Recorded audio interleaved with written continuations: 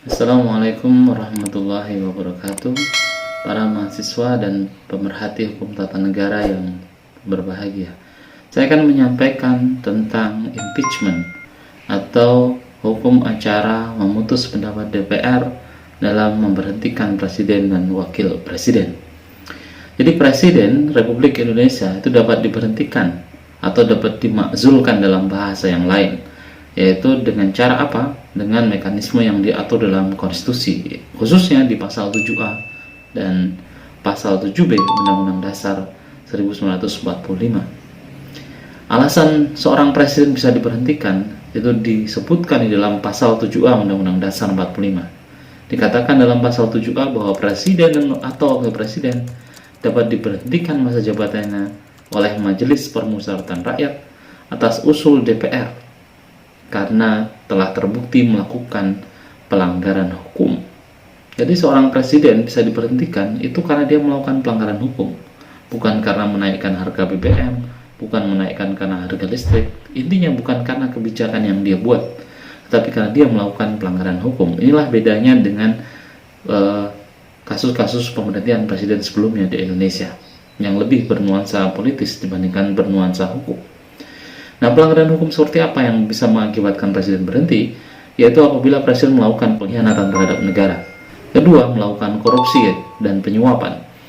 Ketiga, tidak pidana berat lainnya. Atau melakukan perbuatan tercela. Maupun apabila seorang presiden atau wakil presiden tidak lagi memenuhi syarat sebagai presiden dan wakil presiden.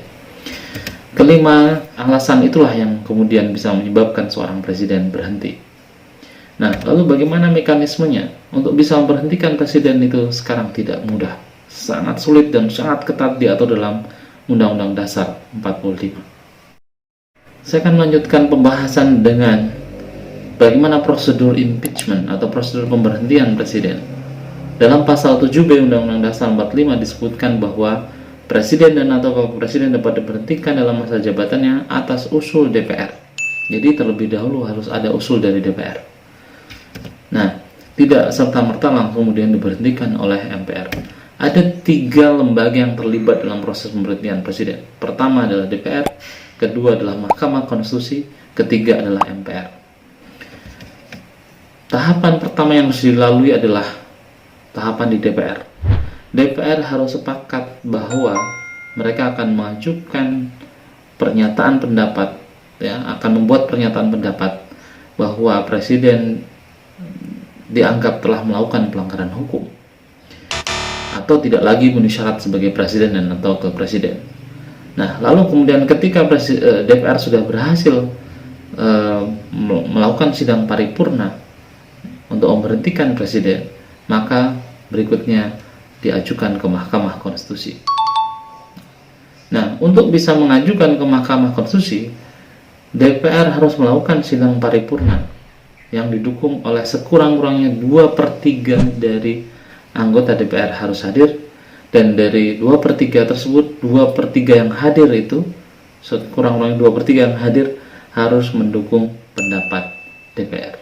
Jadi 2/3 anggota hadir, lalu dari yang hadir itu 2/3-nya harus mendukung untuk mengajukan permintaan kepada Mahkamah Konstitusi.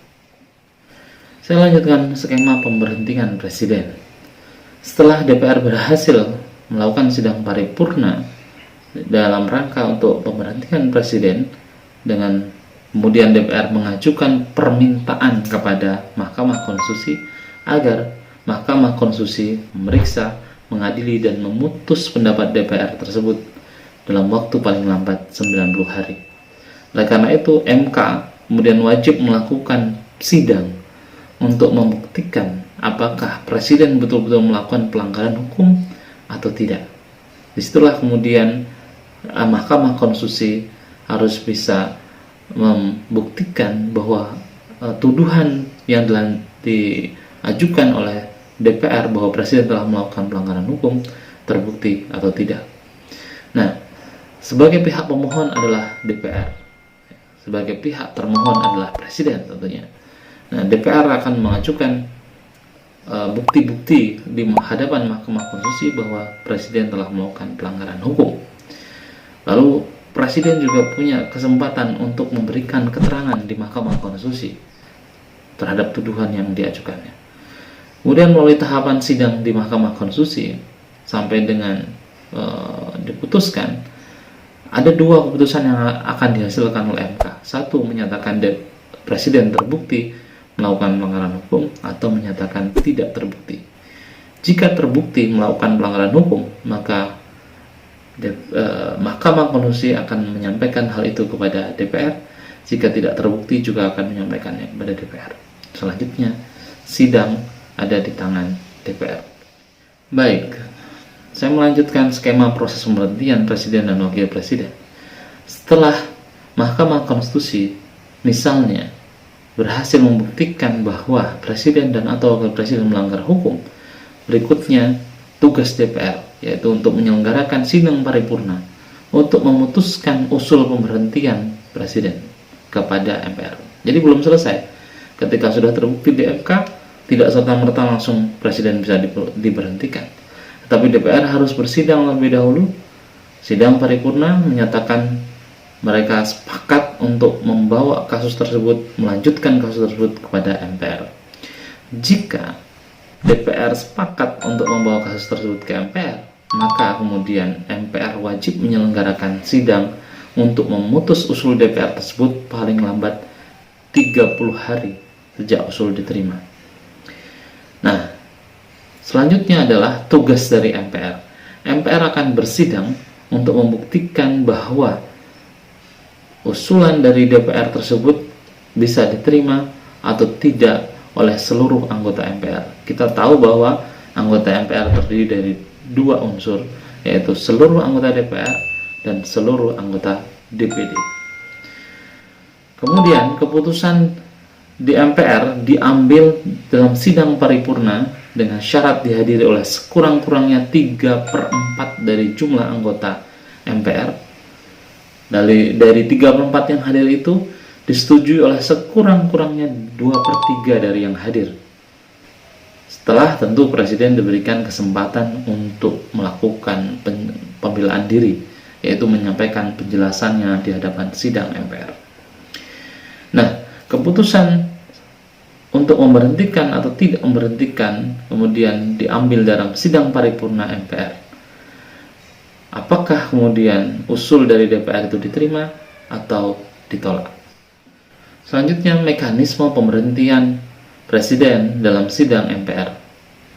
Keputusan di dalam sidang MPR tadi saya sebutkan harus dihadiri oleh 3/4 jumlah anggota MPR. Yang hadir disetujui oleh sekurang-kurangnya dari 2/3 dari yang hadir tersebut. Nah, keputusan MPR ada dua. Ada dua kemungkinan. Pertama, Presiden dan atau Wakil Presiden itu diberhentikan, atau Presiden dan Wakil Presiden dipersilahkan untuk terus menjabat. Jadi MPR dalam hal ini mengambil putusan politik apakah dia akan menerima usul DPR atau tidak menerima usul DPR. Kalau dia menerima usul DPR untuk pemberhentian, maka Presiden berhenti. Kalau MPR menyatakan tidak menerima usul DPR, maka Presiden jalan terus. Nah, Sobat RM yang berbahagia, maka tidak mudah sebenarnya untuk memberhentikan Presiden, karena harus melewati 3 lembaga negara, yaitu DPR, MK, dan MPR. Prosesnya ini adalah proses hukum bercampur dengan proses politik. Di DPR itu adalah proses politik, di MK adalah proses hukum, sedangkan di MPR adalah proses politik. Artinya apa? Ketika seorang presiden sudah terbukti melakukan pelanggaran hukum di MK, belum tentu dia akan diberhentikan oleh MPR. Apalagi jika tidak terbukti, maka prosesnya tidak berlanjut. Sehingga saya katakan bahwa pemberhentian presiden di era sekarang ini sangat sulit sekali dilakukan. Oke, terima kasih. Assalamualaikum warahmatullahi wabarakatuh.